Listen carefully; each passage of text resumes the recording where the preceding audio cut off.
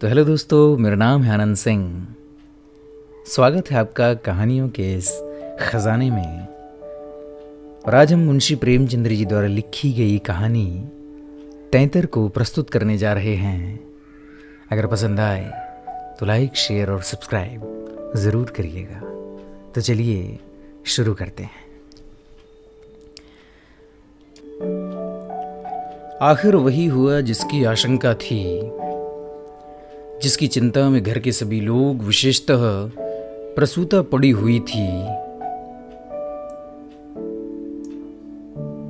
3 पुत्रों के पश्चात कन्या का जन्म हुआ। माता सौर में सूख गई, पिता बाहर आंगन में सूख गए और पिता की वृद्धा माता सौर द्वार पर सूख गई। अनर्थ, महा अनर्थ, भगवान ही कुशल करें तो है, यह पुत्री नहीं राक्षसी है। इस अभागिनी को इस घर में आना ही था तो कुछ दिन पहले क्यों ना आई। भगवान 7वें शत्रु के घर भी तैंतर का जन्म ना दे। असल में तैंतर का अर्थ होता है 2 पुत्रों के बाद 1 पुत्री का होना। उस जमाने में इसको बहुत अशुभ माना जाता था, बहुत बुरा माना जाता था। पिता का नाम था पंडित दामोदर दत्त। शिक्षित आदमी थे, शिक्षा विभाग ही में नौकरी भी थी, मगर इस संस्कार को कैसे मिटा देते, जो परंपरा से हृदय में जमा हुआ था कि तीसरे बेटे की पीठ पर होने वाली कन्या अभागिनी होती है। यह पिता को लेती है या माता को, या अपने आप को। उनकी वृद्धा माता लगी नवजात कन्या को पानी पी पी कर कोसने। कलमुही है, कलमुही, न जाने क्या करने आई है यहाँ। किसी बांझ के घर जाती तो उसके दिन फिर जाते। दामोदर दत्त दिल में तो घबराए हुए थे, पर माता को समझाने लगे, अम्मा, तैंतर वैंतर कुछ नहीं, भगवान की जो इच्छा होती है वही होता है। ईश्वर चाहेंगे तो सब कुशल ही होगा। गाने वालियों को बुला लो, नहीं लोग कहेंगे 3 बेटे हुए तो कैसे फूली फिरती थीं, 1 बेटी हो गई तो घर में कोहराम मच गया। माता, अरे बेटा, तुम क्या जानो इन बातों को, मेरे सिर तो बीत चुकी है, प्राण नहों में समाया हुआ है। तैंतर ही के जन्म से तुम्हारे दादा का देहांत हुआ, तभी से तैंतर का नाम सुनते ही मेरा कलेजा कांप उठता है। दामोदर, इस कष्ट के निवारण का भी कोई उपाय होगा। माता, उपाय बताने को तो बहुत हैं, पंडित जी से पूछो तो कोई ना कोई उपाय बता देंगे, पर इससे कुछ होता नहीं। मैंने कौन से अनुष्ठान नहीं किए, पर पंडित जी की तो मुट्ठियां गर्म हुईं। यहाँ जो सिर पर पड़ना था वह पड़ ही गया।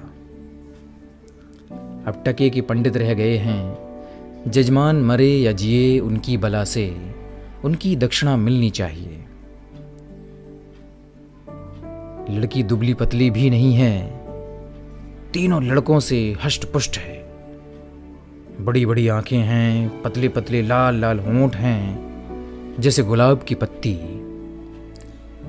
गोरा चिट्टा रंग है, लंबी सी नाक। कलमुही नहलाते समय रोई भी नहीं, टुकुर टुकुर ताकती रही। ये सब लक्षण कुछ अच्छे थोड़े ही हैं। दामोदर दत्त के तीनों लड़के सांवले थे, कुछ विशेष रूपवान भी नहीं थे। लड़की के रूप का बखान सुनकर उनका चित्त कुछ प्रसन्न हुआ। बोले, अम्मा जी, तुम भगवान का नाम लेकर गाने वालियों को बुला भेजो, गाना बजाना होने दो, भाग्य में जो कुछ है वह तो होगा ही। माता, जी तो हुलसता नहीं, करूं क्या। दामोदर, गाना ना होने से कष्ट का निवारण तो होगा नहीं कि हो जाएगा। अगर इतने सस्ते जान छूटे तो ना कराओ गाना। माता कहती हैं, बुलाए लेती हूं बेटा, जो कुछ होना था वह तो हो गया। इतने में दाई ने सौर में से पुकार कर कहा, बहू जी कहती हैं गाना वाना कराने का काम नहीं। माता भला उनसे कहो चुप बैठी रहें, बाहर निकलकर मनमानी करेंगी। 12 ही दिन हैं, बहुत दिन नहीं हैं। बहुत इतराती फिरती थी, यह ना करूँगी वह ना करूँगी, देवी क्या है देवता क्या है, मर्दों की बातें सुनकर वही रट लगाए रखती थी। तो अब चुपके से बैठती क्यों नहीं? मैं तो तैतर को अशुभ नहीं मानती, और सब बातों में मैमू की बराबरी करती हैं, तो इस बात में भी करें। यह कहकर माताजी ने नाइन को भेजा कि जाकर गाने वालियों को बुला ला। पड़ोस में भी कहती जाना। सवेरा होते ही बड़ा लड़का सोकर उठा और आंखें मलता हुआ जाकर दादी से पूछने लगा, बड़ी अम्मा, कल अम्मा को क्या हुआ? माता, लड़की तो हुई है। बालक खुशी से उछलकर बोला, ओहो, पैजनियां पहन पहन कर छुन छुन चलेगी, जरा मुझे दिखा दो दादी जी। माता कहती है, अरे क्या सौर में जाएगा, पागल हो गया है क्या? लड़की की उत्सुकता न मानी, सौर के द्वार पर जाकर खड़ा हो गया और बोला, अम्मा जरा बच्ची को मुझे दिखा दो। दाई ने कहा, बच्ची अभी सोती है। बालक, जरा दिखा दो, गोद में लेकर ही सही, मगर दिखा दो। दाई ने कन्या उसे दिखा दी तो वहां से दौड़ता हुआ अपने छोटे भाइयों के पास पहुंचा और उन्हें जगह जगह कर खुशखबरी सुनाई। एक बोला, नन्ही सी होगी। बड़ा, बिल्कुल नन्ही सी, बस जैसे बड़ी गुड़िया, ऐसी गोरी है कि क्या किसी साहब की लड़की होगी। यह लड़की तो मैं लूंगा। सबसे छोटा बोला, हमको भी दिखा दो, हमें भी देखना है। तीनों मिलकर लड़की को देखने आए और वहां से बगलें बजाते उछलते कूदते बाहर आए। बड़ा, देखा कैसी है? मंझला, कैसे आंखें बंद किए पड़ी थी। छोटा, इसे हमें तो दे देना। बड़ा, खूब द्वार पर बारात आएगी, हाथी, घोड़े, बाजे, आतिशबाजी, बहुत कुछ। मंझला और छोटा ऐसे मग्न हो रहे थे मानो वह मनोहर दृश्य आंखों के सामने है। उनके सरल नेत्र मनोल्लास से चमक रहे थे। मंझला बोला, फुलवारियां भी होंगी। छोटा, हम भी फूल लेंगे। छठी भी हुई, बरही भी हुई, गाना बजाना, खाना खिलाना, देना दिलाना, सब कुछ हुआ। पर रस्म पूरी करने के लिए दिल से नहीं, खुशी से नहीं। लड़की दिन दिन दुर्बल और अस्वस्थ होती जा रही थी। माँ उसे दोनों वक्त अफीम खिला देती और बालिका दिन और रात नशे में बेहोश पड़ी रहती। जरा भी नशा उतरता तो भूख से विकल होकर रोने लगती। माँ कुछ ऊपरी दूध पिलाकर अफीम खिला देती। आश्चर्य की बात तो यह थी कि अब की उसकी छाती में दूध ही नहीं उतरा। यूं भी उसे दूध देर से उतरता था, पर लड़कों की बेर उसे नाना प्रकार की दूधवर्धक औषधियां खिलाई जाती। बार बार शिशु को छाती से लगाया जाता, यहां तक कि दूध उतर ही आता था। पर अब की यह आयोजनाएं न की गईं। फूल सी बच्ची कुम्हलाई जाती थी। माँ तो कभी उसकी ओर ताकती भी न थी। हाँ, नाइन कभी चुटकियां बजाकर चुमकारती तो शिशु के मुख पर ऐसी दयनीय, ऐसी करुण वेदना अंकित दिखाई देती कि वह आंखें पोंछती हुई चली जाती थी।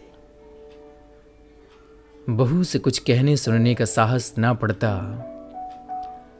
बड़ा लड़का सिद्धू बार बार कहता, अम्मा बच्ची को दो, बाहर से खिला लाऊं, पर माँ उसे झिड़क देती थी।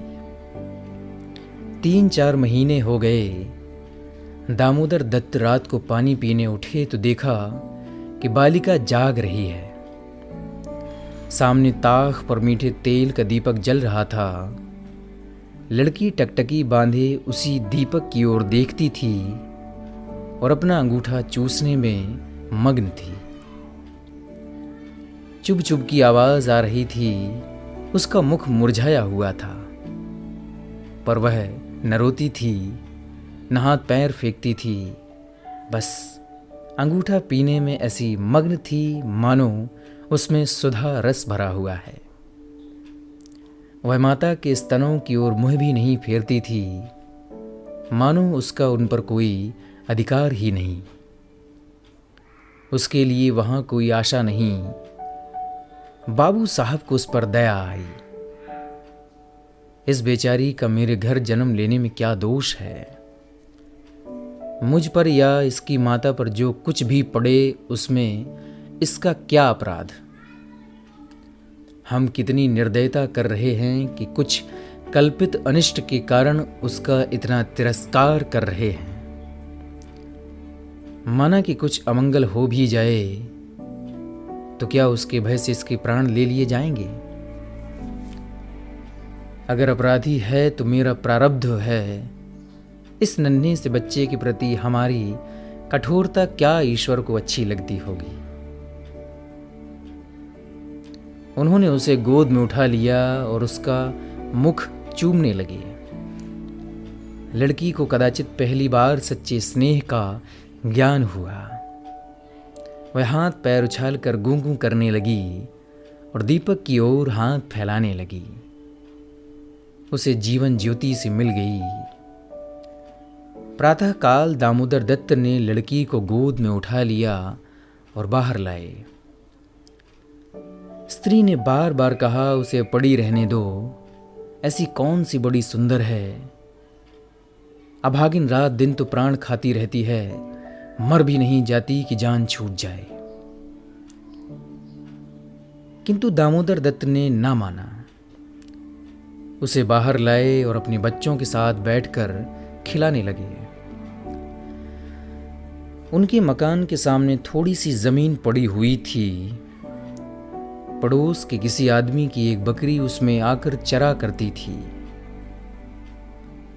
इस समय भी वह चर रही थी। बाबू साहब ने बड़े लड़के से कहा, सिद्धू जरा उस बकरी को पकड़ो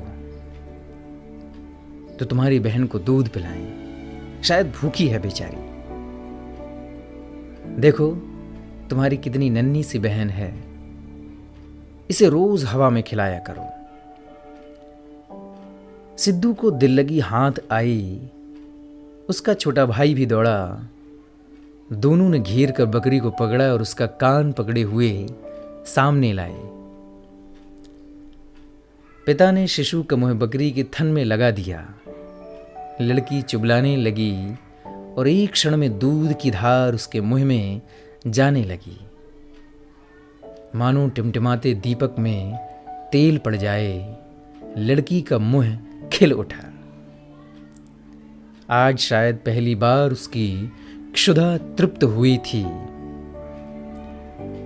वह पिता की गोद में हुमक हुमक कर खेलने लगी। लड़कों ने भी उसे खूब नचाया कुदाया। उस दिन से सिद्धू को मनोरंजन का एक नया विषय मिल गया। बालकों को बच्चों से बहुत प्रेम होता है। अगर किसी घोंसले में चिड़िया का बच्चा देख पाएं तो बार बार वहां जाएंगे। देखेंगे कि माता बच्चे को कैसे दाना चुगाती है, बच्चा कैसे चोंच खोलता है, कैसे दाना लेते समय परों को फड़फड़ा कर चें-चें करता है। आपस में बड़े गंभीर भाव से उसकी चर्चा करेंगे। अपने अन्य साथियों को ले जाकर उसे दिखाएंगे।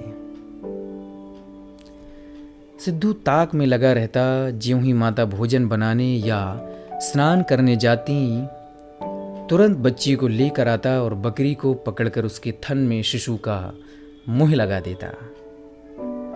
कभी कभी दिन में 2-2, 3-3 बार पिलाता। बकरी को भूसी चोकर खिलाकर ऐसा पर्चा लिया कि वह स्वयं चोकर के लोभ से चली आती और दूध देकर चली जाती। इस तरह कोई 1 महीना गुजर गया। लड़की हष्टपुष्ट हो गई, मुख पुष्प के समान विकसित हो गया, आंखें जाग उठीं, शिशु काल की सरल आभा मन को हरने लगी।